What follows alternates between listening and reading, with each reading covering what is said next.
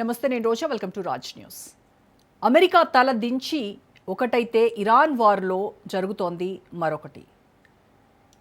Trump పరిస్థితి ముందు నుయ్యి వెనక గొయ్యిలా మారిందనేటువంటి టాక్ వస్తోంది. ఖమేనీని ఖతం చేస్తే చాలు ఇరాన్లో తన పప్పెట్ సర్కార్ వస్తుందని అంచనాతో యుద్ధానికి దిగిన ట్రంప్ పరిస్థితి తలకిందులవ్వడంతో తల్లడిల్లాల్సిన పరిస్థితులు వచ్చాయి. ఏదైనా ఒక దేశంపై యుద్ధానికి దిగే ముందు అక్కడ అసంతృప్త గ్రూపులను చేరదీసి ఎగదోయడం అమెరికాకు అలవాటు. ఇరాన్ విషయంలోనూ అమెరికా తాను నమ్ముకున్న గ్రూపులు హ్యాండ్ ఇవ్వడంతో ట్రంప్ షాక్కు గురయ్యారనే అభిప్రాయాలు వ్యక్తమవుతున్నాయి. ఇరాన్లో కుర్దు, బలూచ్ తెగలు అక్కడి ఖమేనీ మత ప్రభావిత రాజ్యానికి వ్యతిరేకంగా ఆందోళనలు నిర్వహించాయి. అయితే యుద్ధం మొదలై అక్కడ జాతీయ భావజాలం పెరిగిపోవడంతో కుర్దులు కానీ బలూచీలు కానీ ప్రస్తుతానికి సైలెంట్ అయిపోవాల్సినటువంటి పరిస్థితులు వచ్చాయి. ఇరాన్లో అయతుల్లా ఖమేనీని హతం చేసిన ఇజ్రాయెల్ అమెరికాకు మింగుడు పడని సమస్య ముస్తబా ఖమేనీని కొత్త సుప్రీంగా అక్కడి సైన్యము సర్కారు ప్రకటించడం. ఇరాన్ను క్షణాల్లో స్వాధీనం చేసుకుంటామని అనుకున్న ట్రంప్ ఆశలు ఆవిరి కావడంతో ప్రస్తుతానికి టెహ్రాన్లో ఖమేనీ తప్ప మరెవరైనా పర్లేదు అన్నట్టు వాషింగ్టన్ వ్యూహరచన చేస్తోంది. ఇరాన్పై ఒత్తిడి తీసుకొచ్చేందుకు ఇప్పటికే అణు కేంద్రాలపై, చమురు బావులపై దాడులు చేసి ధ్వంసం చేసినటువంటి ఇజ్రాయెల్, అమెరికా బలగాలు ఇప్పుడు కీలకమైన ఖర్గ్, హార్మోజ్ను పూర్తిగా చుట్టుముట్టేందుకు ప్రయత్నిస్తున్నాయి. తన బలగాలను నేరుగా ఇరాన్లోకి ఎంట్రీ చేయించడం ఒక ఎత్తైతే, తనకు మద్దతు పలికే కుర్దులు, బలూచీల్లో ధైర్యం నింపి వారిని ఐఆర్జీసీ సైన్యంపై పురమాయించడం మరో ఎత్తు. యుద్ధంలో గెలిచామని ప్రకటించుకునేందుకు కొత్త ఖమేనీని సైతం హతం చేసేందుకు ట్రంప్ వ్యూహాలు పన్నుతున్నారు. అక్కడి చమురు సంపత్తిని తమ ఖాతాలో వేసుకునేందుకు ప్రయత్నిస్తోంది అమెరికా. తన ఎత్తులు పారేందుకు కుర్దులు, బలూచీల ఆశలు నెరవేర్చేందుకు అమెరికా ప్లాన్ చేస్తోంది. బలూచీలకు గ్రేటర్ బలూచిస్తాన్ ఏర్పాటు చేసుకోవాలనేది చిరకాల వాంఛ. ఇప్పటికే పాకిస్తాన్లోని బలూచ్ ప్రాంతంలో ప్రత్యేక దేశ పోరాటం ఇస్లామాబాద్ను చెమటలు పట్టిస్తోంది. అలాగే ఇరాన్లోకి కొంత ప్రాంతం కూడా బలూచీల కిందకే వస్తోంది. అలాంటిది ఇరాన్లోకి కొంత ప్రాంతము, పాకిస్తాన్లోని మరికొంత ప్రాంతంతో కొత్త దేశం అవతరిస్తుందా? యుద్ధం నుంచి బయటపడేందుకు అమెరికా అంతకు తెగిస్తుందా? అమెరికా అలా కోరుకుంటున్నా అది సాధ్యమా అన్నది ప్రస్తుతానికి $1 మిలియన్ ప్రశ్న.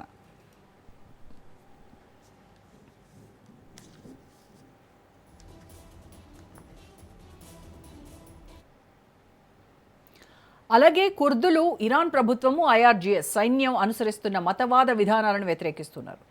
ఇరాన్లో 10% ఉన్న కుర్దులు తమ ఆత్మాహుతి దళాలు కుర్దిష్ పెష్మర్గాను రంగంలోకి దించేలా అమెరికా ప్రేరేపిస్తోందనే టాక్ నడుస్తోంది. ఇదే గనక జరిగితే ఇరాన్లో మతరాజ్యాన్ని తోసిరాజని కొత్త ప్రభుత్వాన్ని ఏర్పాటు చేయించేందుకు కుర్దులను వాడుకోవాలని ఇజ్రాయెల్, అమెరికా చేస్తున్న ప్రయత్నాలు ఫలిస్తాయనేది కూడా ఇప్పటి పరిస్థితుల్లో చెప్పడం అసాధ్యమనే వాదనలు వస్తున్నాయి.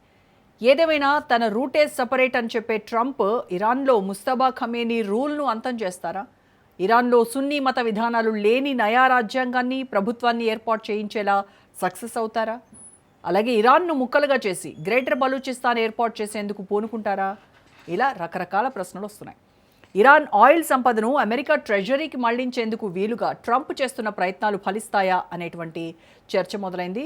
రైట్, దీనిపైనే ఇవాళ మన డిబేట్లో కూడా విశ్లేషిద్దాం. మనతో జాయిన్ అవుతున్నారు సీనియర్ జర్నలిస్ట్, సీనియర్ విశ్లేషకులు డాక్టర్ అందే సత్యం గారు. సత్యం గారు నమస్కారం సార్. నమస్తే సత్యం గారు, ఇప్పుడు అమెరికా ఎప్పుడు నమ్ముకునేటువంటి ఈ అసమ్మతి గ్రూపుల వ్యూహం ఏదైతే ఉందో అది ఇరాన్ విషయంలో కాస్త బెడిసి కొట్టినట్టే కనిపిస్తూ ఉంది. అంటే యుద్ధం మొదలైన తర్వాత ఈ కుర్దులు, బలూచీల్లో జాతీయ భావం పెరిగిపోయి వాళ్ళు మౌనంగా ఉండడము, తర్వాత ట్రంప్ అంచనాలను ఈ విషయమే తలకిందులు చేసింది అని అనుకోవచ్చు అంటారా? ఇరాన్ అంతర్గత ఐక్యతను అమెరికా ఇక్కడ ఏమన్నా అండర్ ఎస్టిమేట్ వేసిందా? ఏం జరిగిందంటారు ఈ విషయంలో? అండర్ ఎస్టిమేషన్ వేసింది. గతంలో ఇరాక్ మీద దాడి చేసినప్పుడు సద్దాం హుసేన్ చంపేసిన తర్వాత ఇరాక్ని మానసికంగా రెండుగా విడగొట్టింది. కుర్దుల్ని వేరే ప్రాంతానికి అప్పచెప్పి ఇరాక్ని బద్దలు చేసింది. అక్కడ కుర్దులు దరిదాపు ఎక్కువ ఉన్నారు ఇరాక్లో. ఇక్కడ ఇరాన్లో కుర్దులు ఒక 10% మంది ఉంటారు. కాబట్టి ఇరాక్లో చేసినటువంటి విధంగానే ఇరాక్లో కుర్దులను రెచ్చగొట్టి ఏ విధంగా అయితే ఇరాక్ని 2 భాగాలుగా విభజించిందో అట్లా ఇరాన్లో కూడా ఇవాళ అటు కుర్దులు, ఇటు బెల్చూస్ని ఇద్దరిని కూడా రెచ్చగొట్టి ఐఆర్జీసీకి సహకరించే వాళ్ళుగా తయారు చేయాలనేది అమెరికా వ్యూహం. తర్వాత ఇరాన్కు తూర్పులో బెలుచిస్తాన్ ఉంటుంది. కాబట్టి బెలుచులు బలంగా ఉన్నారు. అది పాకిస్తాన్లో ఒక ప్రావిన్స్. పాకిస్తాన్లో 4 ప్రావిన్సులు ఉంటే అందులో ఒక ప్రావిన్స్ బెలుచిస్తాన్. బెలుచిస్తాన్లే కాకుండా ఇరాన్ తూర్పు ప్రాంతంలో కూడా కొంతమంది ఉన్నారు. కాబట్టి అది మొత్తం కూడా బెలుచిస్తాన్ అనేటువంటిది బెలుచిస్తాన్ ఉద్యమకర్తల యొక్క అభిప్రాయం. తర్వాత ఇరాన్కు పడమరల ఇరాక్ ఉంది. ఇరాకులో కుర్దులు ఉన్నారు. అట్లే కుర్దులు కొంతమంది ఇరాన్లో కూడా ఉన్నారు కలిసి. కాబట్టి వెస్ట్లో కుర్దుల్ని, ఈస్ట్లో బెలుచుల్ని రెచ్చగొట్టి ఐఆర్జీసీకి వ్యతిరేకంగా సాయుధ పోరాటంలో గెరిల్లా ఎట్లాగూ రేపు ఐఆర్జీసీ అమెరికా మీద, తర్వాత ఇజ్రాయెల్ మీద గెరిల్లా యుద్ధమే. వియత్నాంలో ఎట్లా జరిగిందో అట్లా ఇక్కడ కూడా. కాబట్టి ఎక్కడైనా అలా రెచ్చగొట్టం. వియత్నాం వారిలో ఉత్తర వియత్నాం మీద దక్షిణ వియత్నాన్ని రెచ్చగొట్టింది. అట్లాగే మన ఆఫ్ఘనిస్తాన్లో అప్పుడున్నటువంటి వ్యతిరేక ఉద్యమ తాలిబాన్ల మీద హర్మూజులు రెచ్చగొట్టింది. అక్కడ హర్మూజులు అని ఒక తెగురు, వాళ్ళని రెచ్చగొట్టి వాళ్ళని ముందు పెట్టి యుద్ధం చేసింది. అక్కడ కూడా ఓడిపోయింది. వియత్నాంలో ఓడిపోయింది, ఆ పని చేసింది, ఎక్కడ ఓడిపోయింది. అట్లాగే ఇరాక్లో అది సక్సెస్ అయింది. ఇప్పుడు అంటే దేశం ఓడిపోయిన తర్వాత విభజించింది.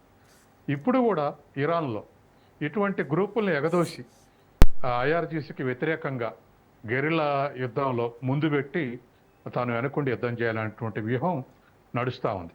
అయితే ఇవేమో యుద్ధం చేయటానికి, కానీ అసలు మొత్తం ప్రభుత్వాన్ని ఆనాటి కొమేని ఈనాటి కొమేని కూడా పక్కకు దోసేసి గతంలో ఏ గ్రూపులను అయితే అమెరికా రెచ్చగొడితే ప్రదర్శనలు చేసిర్రో అటువంటి గ్రూపులను రెచ్చగొట్టి ప్రజా ప్రదర్శనలకు పిలిపించి ప్రదర్శనలు చేసి మెజారిటీ ప్రజల్ని సమీకరించి ఈ కొమేని 1-2ని కూలదోయాలనేటువంటి ఉద్దేశంలో అమెరికా యుద్ధంలోకి దిగింది. కానీ ఇవాళ వచ్చినటువంటి రిజల్ట్ ఏమిటంటే ఇరాన్ ప్రజలేం అమెరికాకు వ్యతిరేకంగా యుద్ధం కాకముందే మనం ఒక డిబేట్లో నేను మనం చేసినటువంటి డిబేట్లో ఇరానీయుల వ్యతిరేకత అమెరికా వ్యతిరేకత ఉంటుంది. వాళ్ళుగా ఆలోచించినప్పుడు విభేదాలు ఉండొచ్చు, కానీ అమెరికాతో పోరాడే విషయంలో ఒకటయ్యే ప్రమాదం ఉందని చెప్పాను నేను. ఇవాళ అదే విధంగా వ్యవహరిస్తున్నారు. ఇది ఇరాన్లో ప్రజల కూలదోస్తారు రెచ్చగొడితే ఈ గ్రూపులన్నీ తర్వాత ఐఆర్జీసీ వ్యతిరేకంగా వెళ్ళిన ప్రతిఘటన నిలబెట్టవచ్చు అనుకుంటే ఈ ప్రదర్శనలు ఇరాన్లో ఏమో కానీ అమెరికాలో నిన్న మొన్న 90 లక్షల మంది ప్రదర్శనలు చేశారు. దరిదాపు 50 రాష్ట్రాలు ఈ ప్రదర్శనలు జరిగినాయి. కొన్ని చోట్ల అయితే లక్షల మంది ప్రదర్శనలు పాల్గొన్నారు. దీంతో ట్రంప్ అక్కడ ఉన్నటువంటి డెమోక్రటిక్ పార్టీ ప్రోత్సహిస్తుంది అని చెప్పేసి ఒక మాటను వదిలేశాడు, కానీ అది బాగా ఒత్తిడికి లోన్ చేస్తున్నాడు. తర్వాత ఒక్క అమెరికాలో కాకుండా ఆ ప్రదర్శనలు చూసి ఇన్స్పిరేషన్ తోటి యూరోప్లో కూడా అన్ని దేశాల్లో ప్రదర్శనలు జరిగినాయి. తర్వాత అన్ని యూరోప్ దేశాలు మిగతా దేశాలు ఈ యుద్ధం ఎందుకండి అని అడిగే పరిస్థితికి వచ్చింది. ఏమిటికి అసలు యుద్ధం అనేటువంటి పరిస్థితికి వచ్చింది. కాబట్టి ఇరాన్ వ్యూహం సక్సెస్ అయింది. ఇరాను హార్ముజ్ జలసంధిని మూసేయటం, తర్వాత చుట్టూన్నటువంటి ఈ గల్ఫ్ దేశాల ఆయిల్ మీద దాడులు చేయటంతో, అమెరికా స్థావరాల మీద దాడి చేయటంతో ఇది ఇరాన్ సంక్షోభం కాకుండా ప్రపంచ సంక్షోభంగా మార్చగలిగింది. ఏనాడో ప్రభాత్ పట్నాయక్ లాంటి ఇంటలెక్చువల్స్ ముందే అన్నారు, ఇది కేవలం ఏదో ఇతర గల్ఫ్ దేశాలకు బడక కాదు, అక్కడ ఉన్నటువంటి అమెరికా స్థావరాల్లో 1,75,000 మంది సైనికులు ఉన్నారు. 9 దేశాల 13 స్థావరాలు ఉన్నాయి. వాటి మీద ఆ 13 స్థావరాల నుంచి అమెరికా ఇరాన్ మీద దాడి చేయాలనుకుంటుంది. కాబట్టి ఇరాన్ వాటి మీద దాడి చేసే అవకాశం ఉంది అనుకున్నారు. అట్లే దాడి చేసింది, ఆయిల్ సంక్షోభం సృష్టించింది. ప్రజలందరికీ కూడా కష్టం అంటే ఏమిటో తెలిసి వచ్చింది, ఎల్పిజి షార్టేజ్, ఆయిల్ షార్టేజ్ తోటి. కాబట్టి ప్రతి దేశంలో కూడా ప్రజలు నెగిటివ్గా రియాక్ట్ అయ్యే పరిస్థితి వచ్చింది, ట్రంప్కి కానీ అమెరికాకి కానీ. ఇటువంటి పరిస్థితుల్లో అమెరికా వ్యూహం అన్ని విధాలు కూడా ఫెయిల్యూర్ అయ్యి ఇప్పుడు ట్రంప్ హీరోగా పోవాలనుకుంటే అమెరికాకు గెలిచి ఇవాళ ఫేస్ సేవింగ్ తోటి నేను గెలిచిన అనిపించుకోవటం తప్ప ఇంకో పరిస్థితి లేనటువంటి స్థితిలో ఇవాళ ట్రంప్ ఉన్నాడు. అయితే అయతుల్లా ఖమేనీ హతమైన తర్వాత ఇరాన్ కంప్లీట్గా స్మాష్ అయిపోతుంది, కుప్పకూలిపోతుంది అని వాషింగ్టన్ భావించింది సార్. ఫస్ట్ వాళ్ళ ఇంటెన్షన్ కూడా అదే, ఇంకా అయిపోయింది అన్నట్టుగా. కానీ వెంటనే ముజ్తబా ఖమేనీని సుప్రీం లీడర్గా ఎప్పుడైతే అనౌన్స్ చేశారో దాని తర్వాత అక్కడ ఆ ఖమేనీ అంటే ముజ్తబా ఖమేనీని సుప్రీం లీడర్గా ఎన్నుకోవడం అనేదే ఐఆర్జేసీ అమెరికా కోలుకోలేని షాక్ ఇచ్చినట్టే చెప్పుకోవాలి నిజానికి.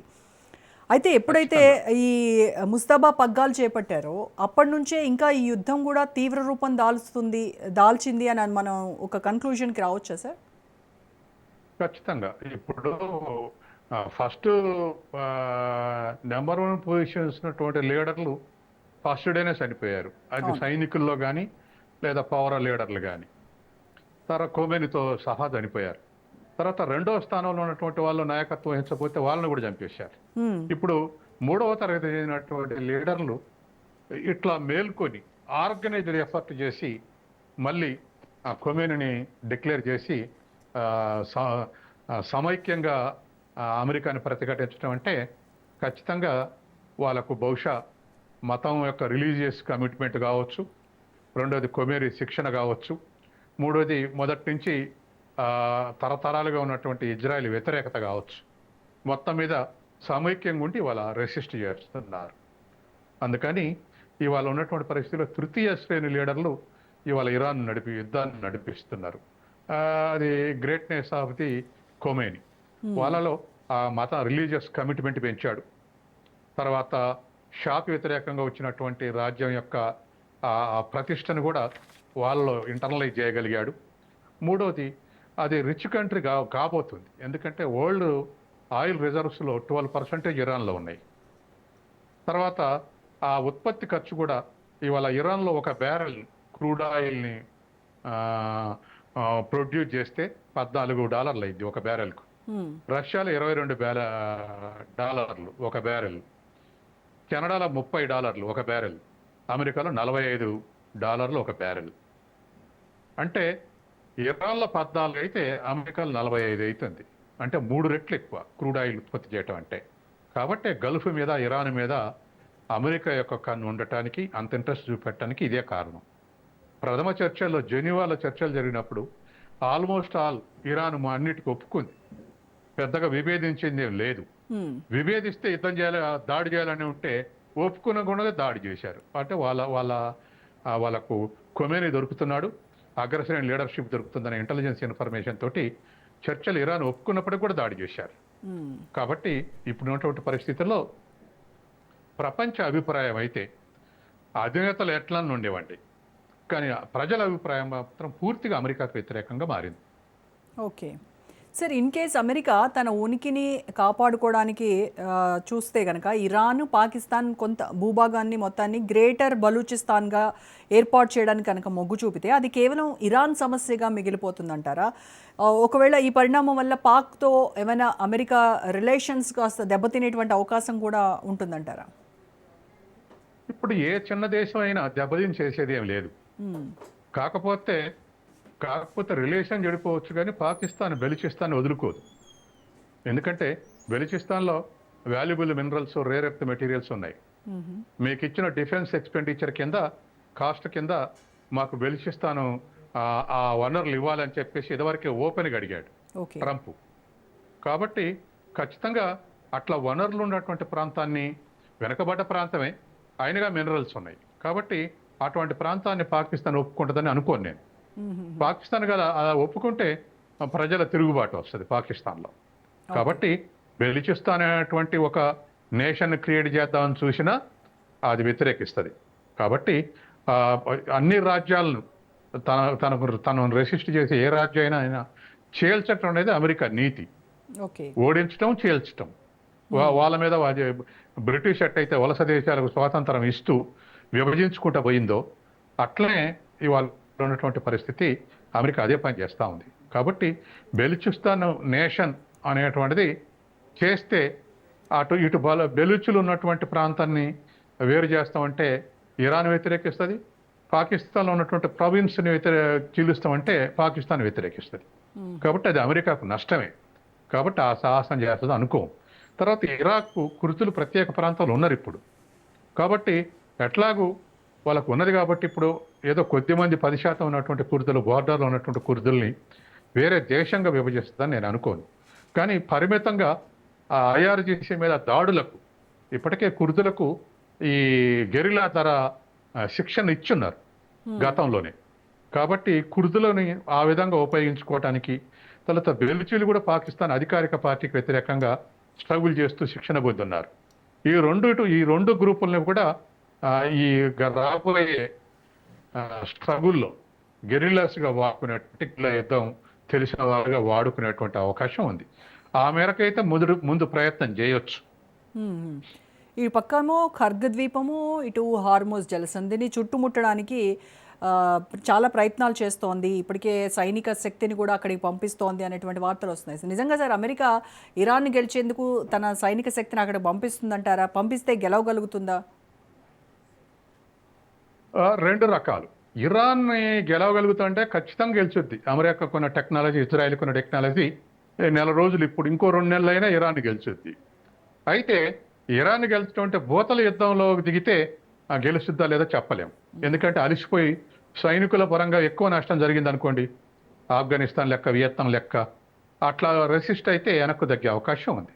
తర్వాత ప్రజలు కూడా వ్యతిరేకిస్తారు, ఇంకా ఎక్కువ వ్యతిరేకిస్తారు ప్రపంచవ్యాప్తంగా, విత్ ఇన్ ద అమెరికా కూడా. కాబట్టి రెండోది, ఈ ఇరాన్ ఆయిల్ వనరుల్ని ధ్వంసం చేస్తే అది అసలు ప్రపంచంలోనే ఒక డిసడ్వాంటేజ్ కాబోతుంది అనేది ఒక వార్త.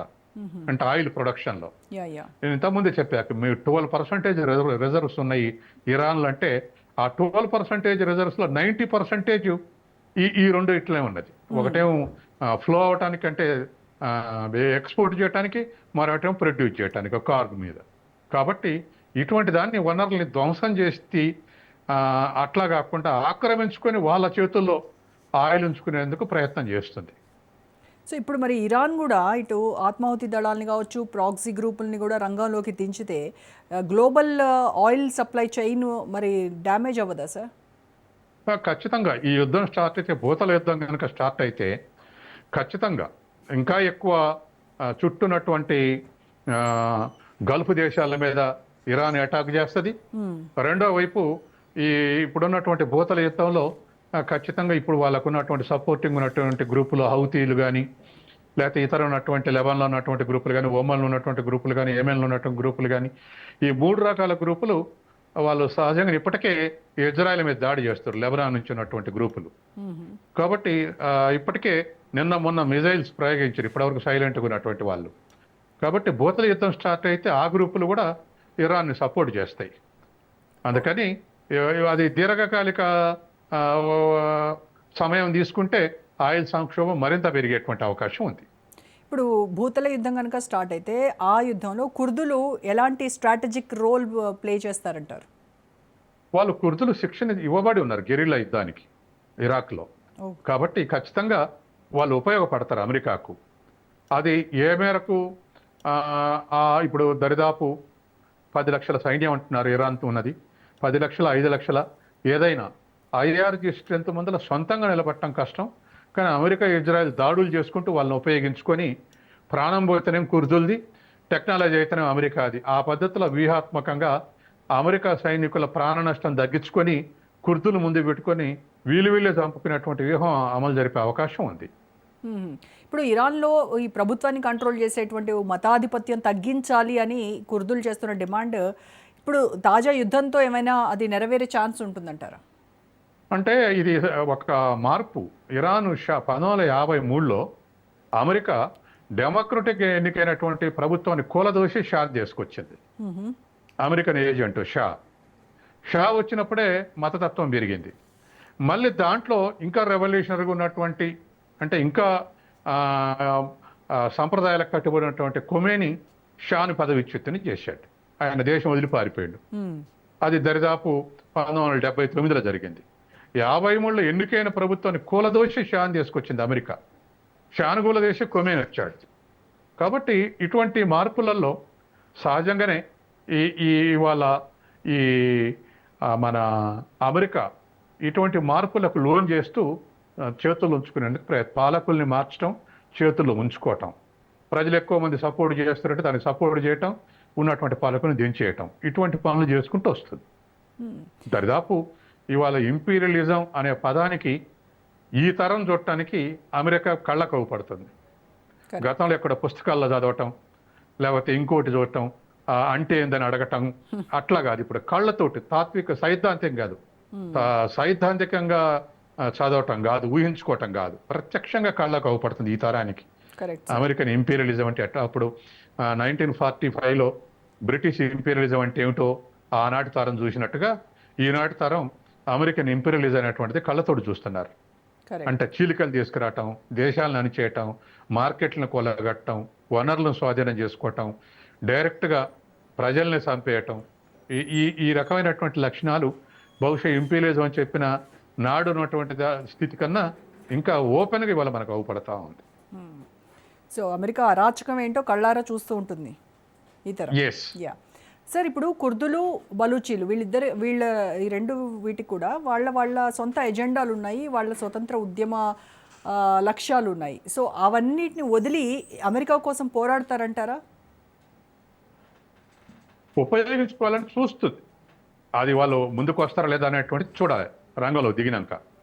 కుర్దులు వాళ్ళ హక్కుల కోసం ఇరాక్లో సద్దాం హుసేన్ అణిచేసిండు కుర్దులు అనేటువంటిది ఒక అభిప్రాయం ఉంది. కాబట్టి ఆనాడు సద్దాం హుసేన్ని చంపేసినాక కుర్దుల్ని విభజించగలిగారు విత్ ఇన్ ది ఇరాక్.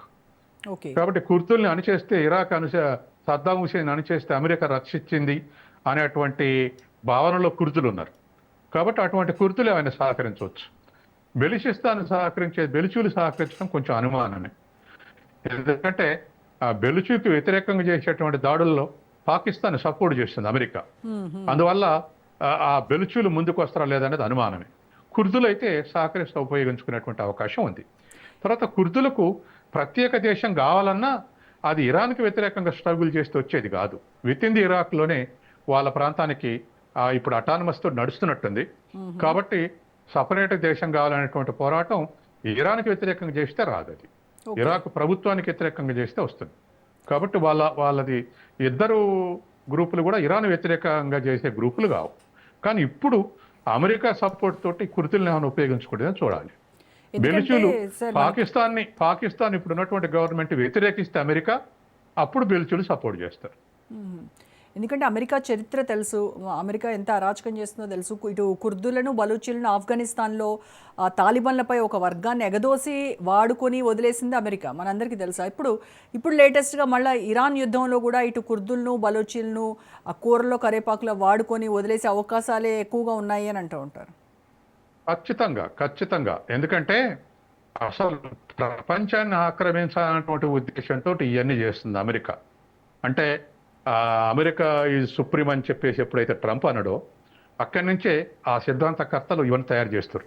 ఇప్పుడు రష్యా మీదకి ఉసిగొలిపింది ఎవరు? ఉక్రెయిన్ని, అమెరికాని. ఉక్రెయిన్ ఉసిగొలిపి రష్యా మీదకి ఉసిగొలిపి రష్యాని దివాలు చేసే స్థితికి తీసుకొస్తుంది ఈ ప్రపంచ వ్యూహంలో భాగమే. అదేదో రష్యా మీదో కాదు. ఉక్రెయిన్ని నాటోలో జారొద్దంటే దానికి వ్యతిరేకంగా యుద్ధం చేసే విధంగా రెచ్చగొట్టింది అమెరికానే. అట్లా రష్యాని అందులోకి ఆ ఊబిలోకి లాగింది. చైనాని కూడా అదే ఊబిలోకి లాగాలనేటువంటి ప్రయత్నం. ఊబిలోకి రాకపోతే చైనాకు ఇవాళ ఉన్నటువంటి పరిస్థితుల్లో దానికి ఉన్న వీక్నెస్ ఏమిటంటే ఆయిల్ అండ్ గ్యాస్. ఈ రెండు వాళ్ళ దేశం లేవు. 90% ఇప్పుడు మనం ఎట్లయితే 88% ఇంపోర్ట్ చేసుకుంటున్నావో వాళ్ళది అదే పరిస్థితి. కాబట్టి వాళ్ళకి అందకుండా చేయడానికి ఇవాళ యుద్ధం ప్రేరేపించి మొత్తాన్ని గ్రిప్లో ఉంచుకొని దాని నుంచి వచ్చేటువంటి వనరులన్నీ కూడా